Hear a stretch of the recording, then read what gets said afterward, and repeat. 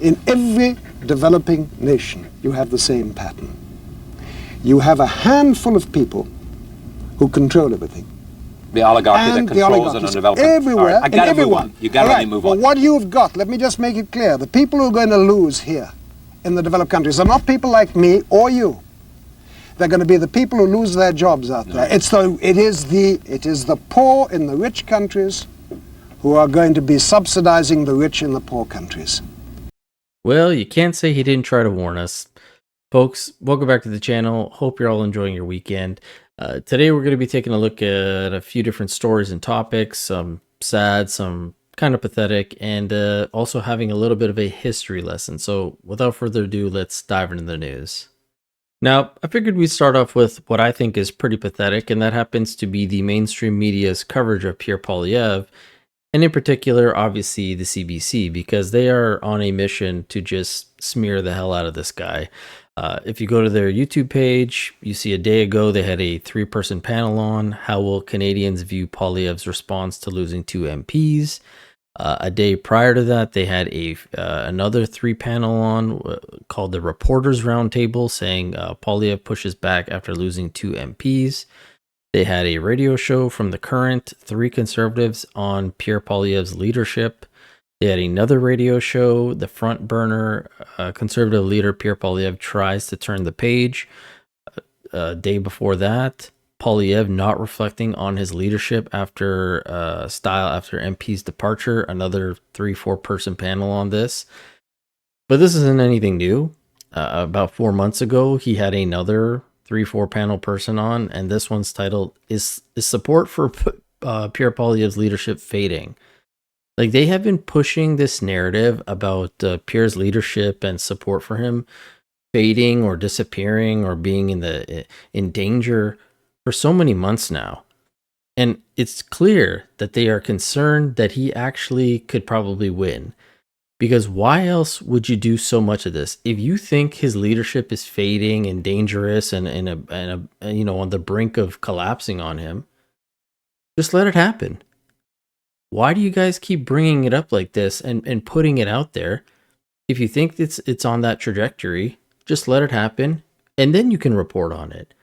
But instead, they fabricate these narratives to try to fearmonger everybody and being like, oh yeah, what's going on with Pierre? What's going on with the Conservatives? This is something we need to be concerned about. It's, as I said, quite pathetic. And then they wonder why Pierre is bringing up the fact that they're not covering anything of importance, like the budget, like these projects that are being announced that have already been announced. The fact that a Liberal MP criticized the budget days before the budget needed to be released, unaffordability, all of these important things in our society. And David Cochrane pushes back saying, well, we did interview or talk about it for 15 minutes. And then I had an interview for about 10 minutes with Nate Erskine-Smith. So we really don't need to talk about that anymore, but we have to continue talking about Pierre Poilievre and his leadership. Not what other problems that are happening in Ottawa, like this sad story that just came out yesterday. Sad reality that is affecting tens of thousands of people in the nation's capital. The Ottawa Food Bank releasing its annual hunger report, highlighting usage at an all-time high. CTV's Natalie Van Roy is live with the latest on this. Natalie. Well, Patricia, the report signals that food insecurity is more common than ever, affecting a quarter of all households in Ottawa. We believe that together we can and must do better. The Ottawa Food Bank's 8th annual hunger report highlighting a crisis in the nation's capital. Visits to the food bank have doubled since 2019, with more than 500,000 visits in 2024 alone. Unfortunately, the numbers this year are numbers we never imagined were possible. Affordability is driving people to need a food bank. We're seeing more people who are employed. The report shows more than 25% of households in Ottawa experienced food insecurity last year. This isn't just a statistic. It represents real families struggling to put food on the table and afford basic needs. Food insecurity goes beyond empty bellies. It impacts physical and mental health, child development, and increases the risk of chronic disease. The food bank seeing a rise in visits by 2-parent families and newcomers, and a 90% increase in visits by seniors. And in terms of those accessing food banks, two-parent families represented 29% of visits to the Ottawa Food Bank. That's up 20% since 2019. That's up from 20% rather since 2019. Now, I don't know about you, but I find that extremely sad to hear that 30% of the people accessing it are two-parent households where you would assume they are both making an income and could afford groceries, but they're still ending up at the food bank. They also claim that 1 in 4 families of Ottawa have food insecurity as of last year, and a 90% increase in usage has been by elderly. But I didn't see that at all on the CBC's YouTube page. It was all just peer. Hardly anything about unaffordability, food costs, anything like that. And this is going to get a lot worse as we look to the gentleman at the beginning of the episode where he's giving us a little bit of a history lesson. And the reason I want to play this for you, which I've watched this guy's clip over and over again over the years, but Tim Pool just recently had this Canadian on. I'm not sure who the gentleman is, but he kept trying to tell Tim Pool that the U.S. needs Canada more than they think. And Tim Pool started kind of doing some research live on air, and this was his response to what the guy was saying. China, you better believe Canada. The battle's going to happen in Canada. Guys. Canada does not mine aluminum ore, bauxite. It imports every single ton from Guinea, Brazil, Australia, and China. Okay, the United States has Arkansas to mine, but still requires imports beyond that. Why are we dependent on Canada to import from Guinea, Brazil, Australia, or China? We need to crank the tariffs up 10x. This is insanity. We got a middleman with a foreign country for our aluminum when we could be going straight to Brazil. Why don't we just import from Brazil directly? Part of it's because it's dirty. The production is dirty. You saw East Palestine when they dumped cut the transportation costs. But now it's getting sent. This is the biggest problem I've had the whole time, and why I've supported the Trump tariffs. Skateboards is a really great example, and I don't care if you don't care about skateboarding. It's an example of industry. We get lumber from the Pacific Northwest and from Canada, North American rock maple.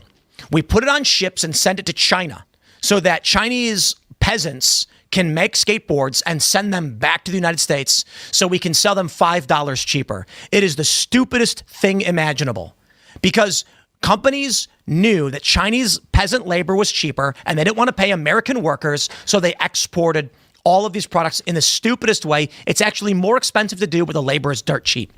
Now that clip with Tim Pool ties right back into the interview that Sir Goldsmith was having with Charlie Rose in regards to NAFTA, but more so GATT, the General Agreement to Trades and Tariffs, which then got renamed to the WTO, the World Trade Organization, back in '95.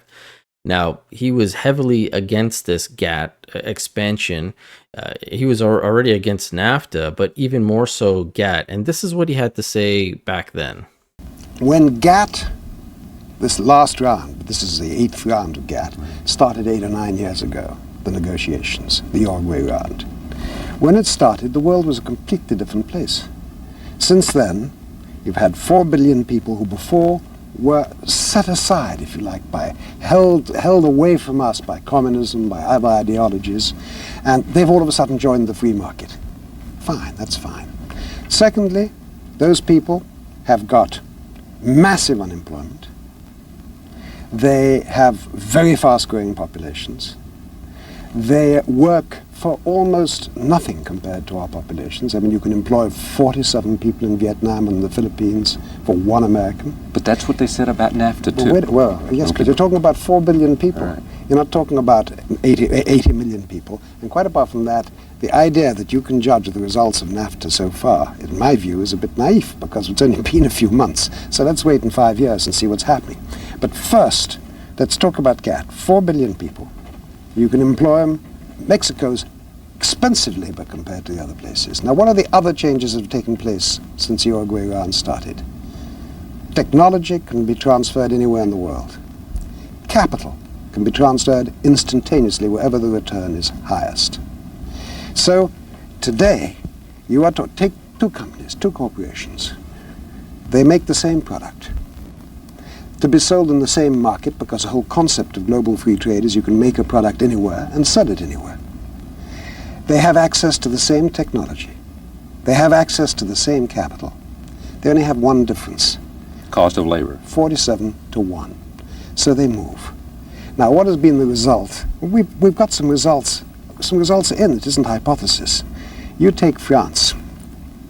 In Europe, we had free trade started to emerge from 1973 onwards. That's when the Treaty of Rome was changed. During that 20-year period since then, the economy in France has grown by 80%. The number of unemployed has gone from 420,000 to 5.1 million. That's equivalent to 25 million in the States. Now, what is the good of having an economy that grows by 80% if your unemployment, the people excluded from active economic life, goes from 420,000 to 5.1 million? And I feel like this is exactly what our government is doing. They keep gaslighting us, telling us that we are a AAA credit score rating. We're one of the top in the G7, but then our unemployment rates are through the roof. They then claim that they introduced 65,000 new jobs, but 80 to 85% of them were part-time positions. So this is the path that we are going down, which is not a good one. And I'm going to be jumping back and forth between Tim Pool and this interview with Sir Goldsmith, because what Tim Pool says, he encourages that they need to start bringing investment back here, development, all that kind of stuff. And this is exactly what Goldsmith was saying. Like, if you want to do competition, that's fine, but build it there and then try to beat the market. Don't move your factory over there and then sell it back at a cheaper price. But just take a look at what both these guys have to say. The idea that we're going to import bauxite, that Canada imports it, so it goes to Canada, then gets refined, then sent to us, it's stupid. So maybe if the U.S. builds its own refineries, mines in Arkansas where it can, and imports the rest directly from the miners in Guinea, Brazil, Australia, or China, we will save money in the long run. How long is that going to take for that 10 to 15 years. 10 to 15 years. So in 10 to 15 years, and listen, we probably are too reliant on the United States, but that's 10 to 15 years out. What are you doing right now? I'm a long-term investment kind of person. People in the U.S. It's Indeed. on the people, right? Yep. So listen. And this will. How insane is it that Canada imports bauxite, then the U.S. imports from Canada instead of us importing directly? And so this argument that tariffs are a tax on the people it's a meaningless statement. The issue is free trade has been detrimental to the self-sufficiency of every nation that's engaged in it, and now we are wasting a ridiculous amount of fossil fuel energy to ship all of this garbage all over the world for no reason other than creating dependencies. I'm opposed to that. I think we should have our own steel plants, our own aluminum plants. I think that we should have our own skateboard factories, and we should have things inside the United States so we can be self-sufficient. All right, let me make one other argument, though, that when you say these people for example, the People's Republic of China, and India, 4 million people. 4 billion, yeah. 4 billion, I'm sorry. The argument is also made that they, all of a sudden, not only is there a question of the price of their labor, but it is a huge buying power that they have. That China, in the new millennium, will be the world's fastest growing economy. That's great. And that it'll be a market. That's wonderful. And those people will be buying products. That's wonderful. From the industrialized world. And let's benefit from that. And we can work together. But how do you benefit from that without destroying ourselves? You go and you create a corporation in China. And you build a factory in China. And what do you want to sell? Mugs? Sell mugs in China. And you conquer part of the Chinese market by competing there fair and square in China. That's life. That's adding to the activity of China. You're a corporate citizen over there. You're working over there. But if you move a factory from the States and take that to China, not so as to conquer the Chinese market, but so as to re-import the goods into the States, so as to get cheap labor, what are you doing? What you are doing is you are saying to your employees here, you're too expensive, folks. You want money, you want protection, you want unions, you want holidays. Forget it. We can employ 47 people over there who want nothing. So don't confuse two issues. One is going out to participate in their growing economies by building there and conquering part of the market. The other is merely killing off employment in your own country, getting rid of your own labor force, transferring it over there and importing it back, purely so as to increase your profit margins. Now, obviously, this is all not just exclusive to Canada or the US. This happens around the world, especially with the introduction of GATT and this World Trade Organization. But a lot of our products do go to the cheaper production countries like China, like India, and then get sent back here. And Tim Pool makes the emphasis that in the next 10 to 15 years, the US, they're going to invest a lot more in their own companies, production, all that kind of stuff to separate, especially from Canada, so they're not so reliant on them. And this is actually something that Sir Goldsmith said as well. We need to start investing in our own people, because if we don't and we just focus on the profits, the people that we have here are going to get into this economic slump, and they're then going to have to rely on the government. And because we don't have enough people paying into the system, a lot more immigration is going to happen, which we've seen. And this is where things start to get out of control. But take a listen to what they have to say. What will happen in the short term is a lot of new investment into new factories in the United States. And within 10 to 15 years, we could replace Canada as the producer of aluminum for the United States. We don't need them. It's going to take some time. Indeed. And I don't care how long it takes. I don't see an argument for being dependent and forced into negotiations with another country, especially when you've got Canada in, what was it? Was it Ontario where they're running these commercials attacking Trump and Reagan? If GATT succeeds and we're able to impose modern methods of agriculture worldwide so as to bring them to the levels, say, of Canada or Australia, what would happen? 2,000 million people out of those 3,100 million people, straight arithmetic calculation, would be uprooted from the land and chased into the towns. Now, throughout the world, with all of the destabilizing impact that it will and have. you've seen it. Here's my but it's point. the greatest single disaster. It's much more disaster, great more disastrous than any So war what's we've your had. answer then? We have to change priorities. The purpose, let's take agriculture. Instead of just trying to produce the maximum amount for the cheapest direct cost, Yes. let us try and take into account the other costs. Our purpose should not be just one-dimensional cost of producing food. We should take into account that we want the right amount of food, of the right quality for health, of the right quality for the environment, and employing enough people so as to maintain social stability in the rural areas. Let me ask you this. If not, and we chase 2,100 million people into the slums of the towns, we will create, on a scale unheard of, mass migration. What we saw in Rwanda of 2 million people will be nothing. So as to satisfy an economic doctrine, a piece of economic thinking which, by the way, started in 1819 and was based on totally different ideas, which was Mr. Ricardo's ideas, we would be creating 2 billion refugees. We would be creating mass waves of migration which none of us could control. We would be destroying the towns which are already largely destroyed. Look at Rio, look at Mexico, look at our own towns. And we're doing this for economic dogma because we've got to get it done by the end of December. We can't wait another year or two to see the result. Otherwise, some political gimmick like fast track will go out of the way. What is this nonsense? Everything is based in our modern society on improving an economic index. How do we get greater economic growth? How do we grow GNP? And the result is we are destroying the stability of our societies because we are worshipping the wrong god, economic index. And there you have it. I mean, this was back in 1994 that he had this interview on Charlie Rose, and it seems like nobody seemed to heed his warning. This is how serious it's been since back then. They knew that this was the trajectory that going through all of these world trades or not developing your own infrastructure was going to lead us down. It's not to say that we can't have partnerships or we can't trade with other individuals, but to have such a reliance on the US or China or India, whoever the case may be, is detrimental to our society and our people. Yet these guys have just been willy-nilly doing whatever they want. And now that we're suffering, they're trying to do things at lightning speeds that we've never seen before, which is still going to take years from now to actually get us to a position where maybe we're not so reliant on them. But right now our sectors are getting hammered, and I just don't see the light at the end of the tunnel in a sense, at least not as bright as it should be. Well, with that being said, let me know what you guys thought about all this. As always, like, comment, and subscribe. I want to thank you all. We've just passed the 55,000 subscriber mark. Only 45,000 more to go till we hit the 100,000.